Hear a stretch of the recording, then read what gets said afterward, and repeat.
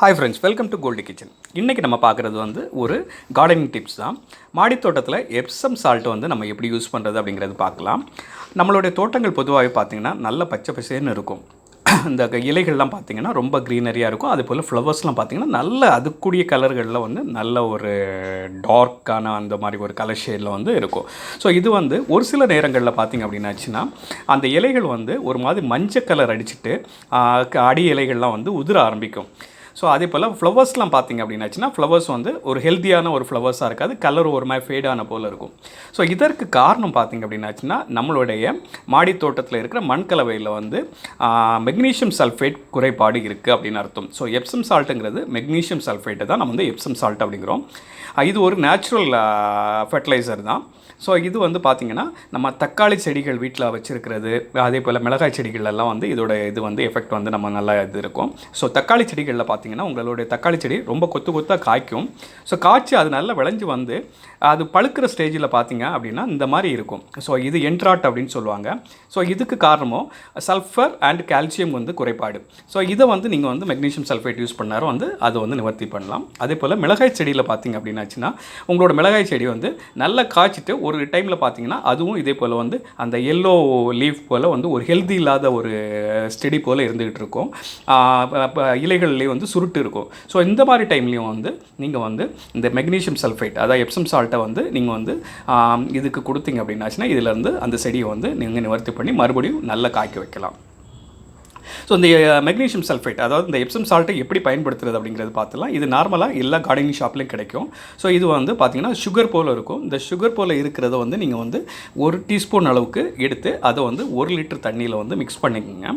So உங்களோட ஸ்ப்ரேயரில் 1 litre அளவுக்கு தண்ணியில் மிக்ஸ் பண்ணிவிட்டு அதை உங்களுடைய செடிகளில் வந்து நீங்கள் வந்து ஸ்ப்ரே பண்ணி கொடுங்க. எந்த செடிகள் வந்து ஜாஸ்தியாக பாதிச்சிருக்கோ அதுக்கு கொஞ்சம் ஜாஸ்தியாக விடுங்க.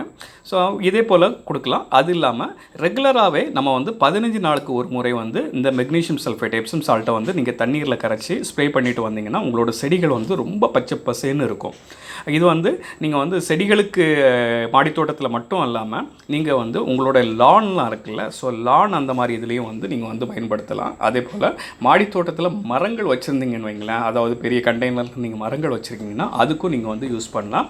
ஸோ இதுக்கெல்லாம் வந்து எப்படி யூஸ் பண்ணுறது அப்படின்னு பார்த்தீங்கன்னா நீங்கள் ஸ்ப்ரேலையும் கொடுக்கலாம். அப்படி இல்லாட்டா வந்து அதோட வேர் பகுதியில் வந்து 1 டீஸ்பூன் அளவுக்கு வந்து செடிகளுக்கும் மரங்களுக்கு வந்து ஒரு 3 டீஸ்பூன் அந்த அளவுக்கு வந்து அதை தூவி விட்டுட்டு மேலே தண்ணி விட்டிங்க அப்படின்னாச்சுன்னா அது வந்து அந்த மண்ணோட மிக்ஸ் ஆகி இலைகள் அதுக்கு பிறகு அதுலேருந்து வேர் மூலம் அப்சர்வ் பண்ணி எடுத்துக்கும்.